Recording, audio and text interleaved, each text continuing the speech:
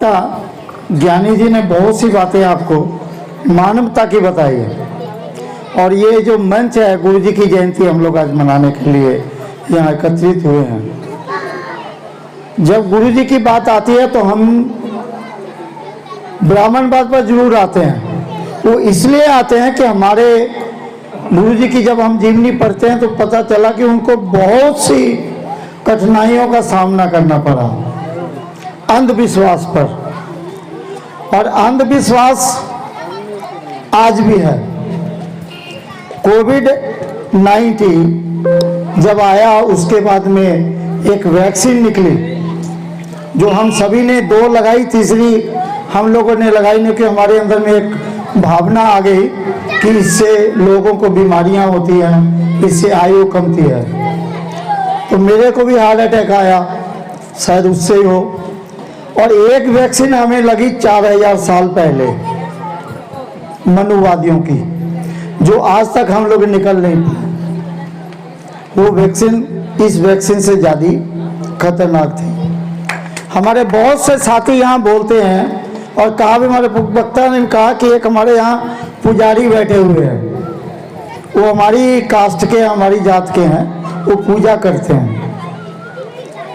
और हमें बड़ा गर्व होता है कि हमारे एक पुजारी बने हैं। मगर ये गर्व की बात नहीं है। गर्व की बात नहीं है कि वो अंधविश्वास में फंसे हुए हैं।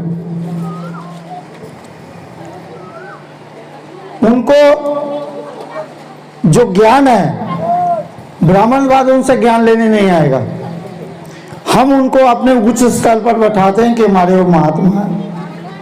और सामने देवी का मंदिर है, मैं तब से देख रहा हूँ और मेरे को थोड़ा सा लग भी रहा है कि नहीं, इस पर भी विचार होना चाहिए।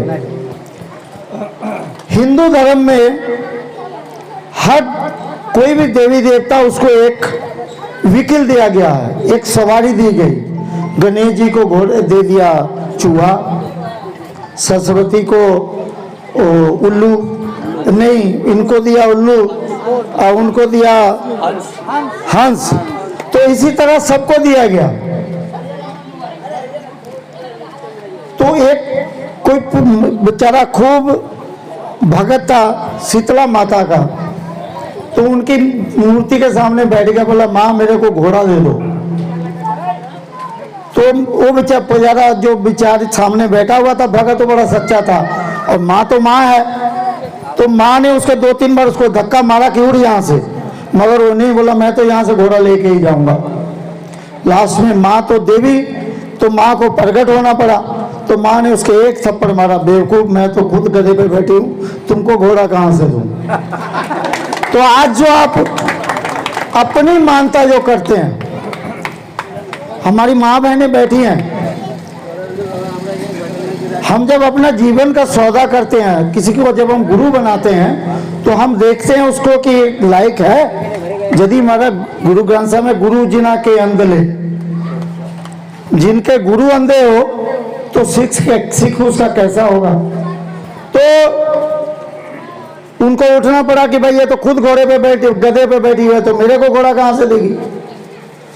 तो जब हम बाजार में जाते हैं, हम जब अपना जीवन का सौदा करते हैं तो हम बजा के देखते हैं। अब मेरी माँ बहनें सामने बैठी हैं, आज तो मिट्टी का बर्तन का प्रचलित उतना नहीं है।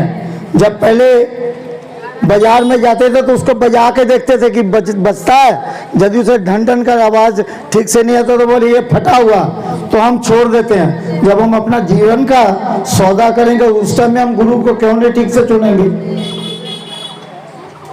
तब भी तो हमें अपना विचार करना चाहिए कि गुरु कौन सच्चा है। तो सो बात है, ऊंच कुल के कारण ब्राह्मण कोई न होए, जो जाने ब्रह्मात्मा तिन्हीं ब्राह्मण हो। तो जो ऊंच कुल के जो बोलते हैं कि हम ब्राह्मण हैं, जात से थोड़ी कोई ब्राह्मण है। यदि कोई जात से ब्राह्मण है तो समझ लियो वो फखंडबाज है। ज्ञानी जी ने कहा कि वो पूजा का सामान लाते हैं। और देखिए मेरी माँ सामने बैठी है, मैं आदर करता हूँ, मैं ये नहीं कि मेरे को उनके सामने सर जगाने मेरे को कोई दिक्कत नहीं है। हमारे गुरुदेव बोलते हैं कि अब कुत्ता बिल्ली का भी घर में फोटो लगाते हैं, तो किसी देवी देवता का लगाते तो कोई बड़ी बात नहीं है, मगर कहने का बात है कि हम लोग ने उनके इतना न टीका चंदन लगा दे कि पहचाना नहीं जाते कि कौन सी देवती है। तो हमें खुद भी सोचना पड़ेगा कि हमें 1 घंटा बाहर में बजता है, 1 घंटा अंदर बजना चाहिए। जो अंदर का घंटा वही काम आएगा, बाहर के घंटों से कुछ नहीं होगा। मैं ज्यादा कुछ नहीं कहूंगा। धर्म जो है करने की चीज है, दिखाने की चीज नहीं है। और हमारा संगठन में बहुत जरूरी है कि हम बहुत पीछे हैं। हमारे साथी विक्की जी ने कहा कि हम लाखों में हैं, हम लाखों के हम करोड़ों में हैं, मगर हमारे अंदर में उस शिक्षा का अभाव है। हम अपने बच्चे को अच्छी शिक्षा नहीं दे पाए। जिस दिन हमारे बच्चों को अच्छी शिक्षा आ गई तो हमें बताने की जरूरत नहीं कि हमारे कुल गुरु कौन है, उनको खुद पता चल जाए कि कौन देवता है और कौन गुरु है। मैं ज्यादा कुछ नहीं कहूँगा। मैं यही आपसे कहूँगा, अपनी माँ बहनों से कहूँगा कि अपने बच्चों को शिक्षा दें, उसको अच्छे संस्कार दें, उनको गुरुजी के बारे में बताएं और अपना इतिहास याद कराएं। जिनका इतिहास नहीं, जो अपना इतिहास नहीं जानता वो कुछ नहीं कर सकता। तो इतिहास जरूरी है और शिक्षा जरूरी है।